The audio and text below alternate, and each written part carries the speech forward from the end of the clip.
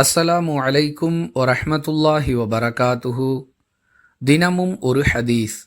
பாங்கு சப்தத்தை நீங்கள் செவியுற்றால் பாங்கு சொல்பவர் சொல்வதை போன்று நீங்களும் சொல்லுங்கள் என்று அல்லாஹுவின் தூதர் ஸல்லல்லாஹு அலைஹி வஸல்லம் அவர்கள் கூறியதாக அபூ சயீத் அல் குத்ரி ரதியல்லாஹு அன்ஹு அவர்கள் அறிவிக்கிறார்கள். நூல் புகாரி, ஹதீஸ் எண் 611.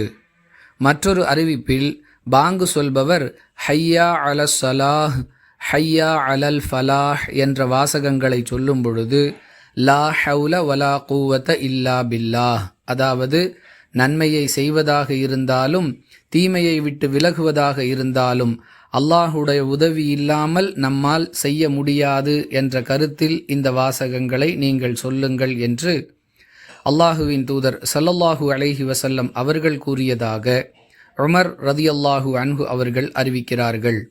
நூல் முஸ்லிம், ஹதீஸ் எண் 629.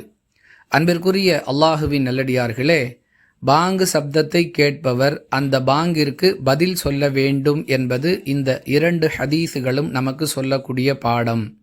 எவ்வாறு பதில் சொல்வது என்பதற்கு விளக்கமாகவும் இந்த 2 ஹதீஸுகளும் அமைந்திருக்கின்றன.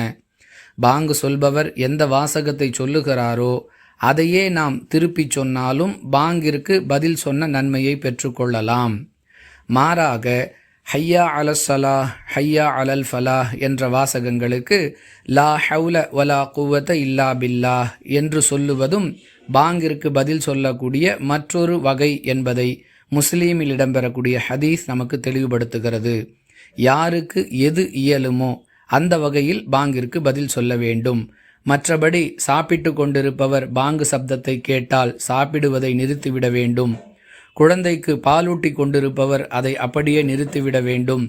ஒலு செய்து கொண்டிருப்பவர் பாங்கு சப்தம் கேட்டால் அதை நிறுத்திவிட வேண்டும் என்றெல்லாம் பல்வேறு மூட நம்பிக்கை சார்ந்த கருத்துக்களை இஸ்லாமியர்கள் உணர்ந்து வைத்திருக்கிறார்கள். இவற்றிற்கும் இஸ்லாத்திற்கும் எந்த சம்பந்தமும் இல்லை.